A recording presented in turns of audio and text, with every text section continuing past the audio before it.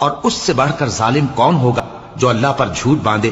ایسے لوگ اپنے رب کے سامنے پیش کیے جائیں گے اور گواہ کہیں گے کہ یہی لوگ ہیں جنہوں نے اپنے پروردگار پر جھوٹ بولا تھا۔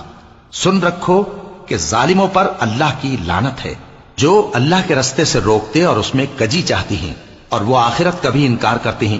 یہ لوگ زمین میں کہیں چھپ کر اللہ کو ہرا نہیں سکتے اور نہ اللہ کے سوا کوئی ان کا حمایتی ہے۔ اے پیغمبر، ان کو دگنا عذاب دیا جائے گا، کیونکہ یہ شدت کفر سے تمہاری بات نہیں سن سکتے تھے اور نہ تم کو دیکھ سکتے تھے۔ یہی ہیں جنہوں نے اپنے آپ کو خسارے میں ڈالا، اور جو کچھ یہ افترا کیا کرتے تھے ان سے جاتا رہا۔ بلا شبہ یہ لوگ آخرت میں سب سے زیادہ نقصان پانے والے ہیں۔ جو لوگ ایمان لائے اور عمل نیک کیے اور اپنے پروردگار کے آگے عاجزی کی، یہی صاحب جنت ہیں، ہمیشہ اس میں رہیں گے۔ دونوں فریقوں یعنی کافر و مومن کی مثال ایسی ہے جیسے ایک اندھا بہرا ہو اور ایک دیکھتا سنتا۔ بھلا دونوں کا حال یکساں ہو سکتا ہے؟ پھر تم سوچتے کیوں نہیں؟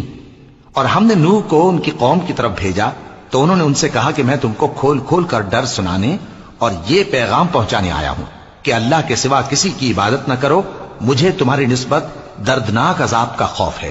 تو ان کی قوم کے سردار جو کافر تھے کہنے لگے کہ ہم تم کو اپنے ہی جیسا ایک آدمی دیکھتے ہیں اور یہ بھی دیکھتے ہیں کہ تمہارے پیراؤ وہی لوگ ہوئے ہیں جو ہم میں ادنا درجے کے ہیں، اور وہ بھی سطحی رائے سے، اور ہم تم میں اپنے اوپر کسی طرح کی فضیلت نہیں دیکھتے بلکہ تمہیں جھوٹا خیال کرتے ہیں۔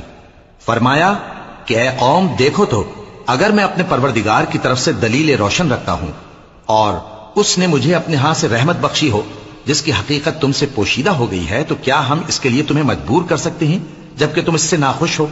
اور اے قوم، میں اس نصیحت کے بدلے تم سے مال و زر کا مطالبہ تو نہیں کرتا، میرا صلہ تو اللہ کے ذمے ہے، اور جو لوگ ایمان لائے ہیں میں ان کو نکالنے والا بھی نہیں ہوں، وہ تو اپنے پروردگار سے ملنے والے ہیں، لیکن میں دیکھتا ہوں کہ تم لوگ نادانی کر رہے ہو۔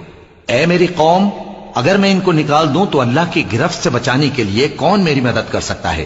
بھلا تم غور کیوں نہیں کرتے؟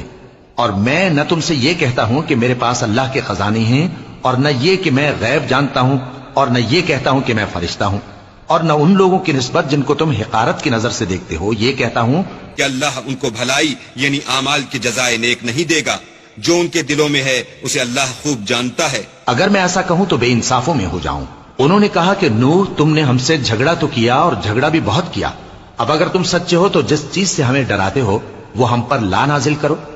نوح نے کہا کہ اس عذاب کو تو اللہ ہی چاہے گا تو نازل کرے گا، اور تم اللہ کو کسی طرح ہرا نہیں سکتے، اور اگر میں یہ چاہوں کہ تمہاری خیر خواہی کروں اور اللہ یہ چاہے کہ تمہیں گمراہ رہنے دے تو میری خیر خواہی تم کو کچھ فائدہ نہیں دے سکتی۔